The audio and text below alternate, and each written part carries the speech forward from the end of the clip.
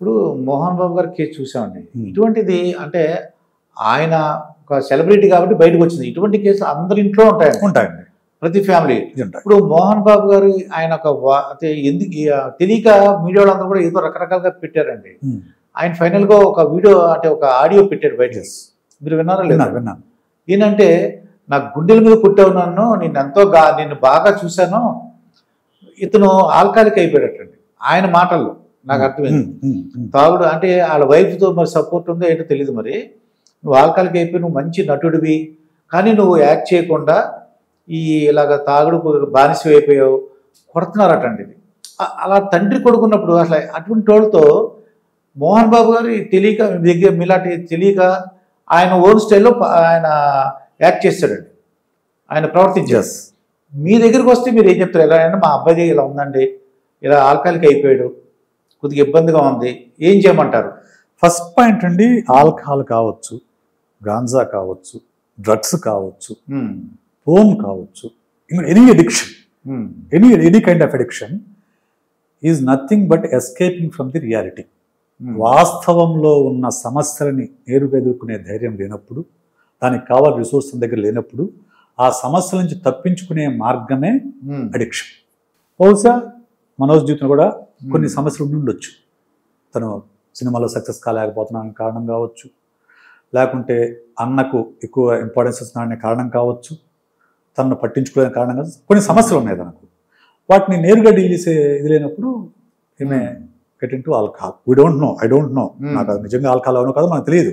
ఆయన చెప్పారండి, ఆయన చెప్పుండొచ్చు. ఆయన చెప్పిన నిజంగా కూడా మనం నమ్మాల్సిన అవసరం కదా. మనోజ్ అడిగితే ఇంకో మాట చెప్తాడు. ఓకే, సో మన దగ్గరికి అలాంటి వాళ్ళు వచ్చారనుకోండి, ఫస్ట్ నేను ఎవరైనా నా దగ్గరకు వచ్చినప్పుడు, సపోజ్ మీరు మోహన్ బాబు అనుకోండి, మీరు నా దగ్గరకు వచ్చారా, సార్ మా అబ్బాయి ఇలా అయిపోయాడండి, మీరు ఏం చేయాలంటే, సార్ మీరు చెప్పేది నాకు సెకండరీ ఇన్ఫర్మేషన్, మా అబ్బాయి ఇలా ఉన్నాడు మీరు చెప్తున్నారు నాకు, మీది మీ వైపు నుంచి సమస్య, సో మీ అబ్బాయి సమస్య అంటే మీకు తెలియదు. సో మీ అబ్బాయితో నాతో ఒకసారి మాట్లాడిస్తే, తనతో మాట్లాడిన తర్వాత అప్పుడు నేను ఏదైనా సొల్యూషన్ చెప్పగలను అని చెప్తాను. అది అంటే తండ్రి ఒకడే ఏం చేయలేడు, అది తెలుసుకోవాలన్నమాట. ఖచ్చితంగా క్లయింట్ ఎవరైతే ఉన్నారో, ఎవరైతే ప్రాబ్లం ఎవరైతే ఉందో వాళ్ళతో మాట్లాడినప్పుడు మనకు కరెక్ట్ ప్రాబ్లం ఎక్కడ అర్థం అవుతుంది. అంతే తప్ప సెకండరీ పర్సన్తో మాట్లాడితే ప్రాబ్లం పూర్తిగా అర్థం కాదు. ఇప్పుడు మోహన్ బాబు చెప్పే కారణం మోహన్ బాబు చెప్పే కారణం ఉంటాయి, మనోజ్తో వింటే మనోజ్ కారణం మనోజ్కి ఉంటాయి. ఈ రెండు విన్నప్పుడే మనకు సమస్య ఎక్కడ ఉందో క్లియర్గా అర్థం అవుతుంది. అప్పుడే ఒక సొల్యూషన్ వైపు మనం తీసుకెళ్ళగలం. ఒకళ్ళ వెర్షన్ ఎప్పుడూ కూడా కౌన్సిలింగ్ కానీ థెరపీ కానీ చేయలేము అసలు. రెండు ఉండాలి, రెండు వెర్షన్స్ ఉండాలి. Even wife and husband problem అయినప్పుడు కూడా ఇద్దరు వెర్షన్స్ వింటాను నేను. ఇద్దరు విడిగా వింటాము, ఇద్దరిని కూర్చోబెట్టి మాట్లాడతాను, తర్వాత ఒక కన్క్లూజన్కి వస్తాను. సో ఒకవేళ మనోజ్ లాంటి వాళ్ళు వచ్చారనుకోండి, వచ్చిన తర్వాత వాళ్ళకి నిజంగానే మందుకి బానిసేయాలనుకోండి, దాన్ని సెట్ చేయగలరా సార్ మీరు? అంటే ప్రైమరీ స్టేజ్లో, ప్రిలిమినరీ స్టేజ్లో ఉంటే నేను కౌన్సిలింగ్ ఇవ్వగలనండి. సివియర్గా ఉందనుకోండి, they have to go to rehabilitation centre. మేమే సజెస్ట్ చేస్తాం, రిహాబిలిటేషన్ సెంటర్ వెళ్ళండి సార్, ఒక 2-3 months అక్కడ ఉంటే మీకు ఈ ఆల్కహాలిక్ దీనికి సంబంధించి తగ్గుతాయి. అక్కడ కూడా సైకాలజిస్ట్ ఉంటారు, దానికి స్పెషలైజ్డ్ పర్సన్స్ ఉంటారు అనమాట. రిహాబిలిటేషన్ లో స్పెషలైజ్ చేసిన సైకాలజిస్ట్ ఉంటారు అక్కడ. ఇప్పుడు ప్రిలిమినరీ ఉన్నాను అనుకోండి, నేను చేయగలను. నేను డీల్ చేయలేని కేసులు కూడా ఉంటాయి, అవి నేను తీసుకోను అసలు. ఇది వచ్చారనుకోండి, సరే నా కేసు కదా సార్, సో పలానా చోటుకి వెళ్ళండి, అక్కడ వాళ్ళు మీరు కరెక్ట్ థెరపీ ఇస్తాను. రిహాబిలిటేషన్ సెంటర్ అంటే వాళ్ళు వెళ్ళడానికి ఇష్టపడతారంటారా? కొంతమంది ఇష్టపడతారండి. నాకు అంత బాగానే ఉందో నాకు తెలియదు, అక్కడ వచ్చేవాళ్ళు నా దాకా రాదుగా, నాకు నేను మానేయగలను, నేను కంట్రోల్ చేసుకోగలను, అలా మానేయగలను అనుకుంటారు అందరూ కూడా. అడిక్షన్ యొక్క సమస్య ఏంటంటే, అడిక్షన్ లో ఉన్న వాళ్ళందరూ కూడా మానేయగలను అనుకుంటారు కానీ మానేయలేరు.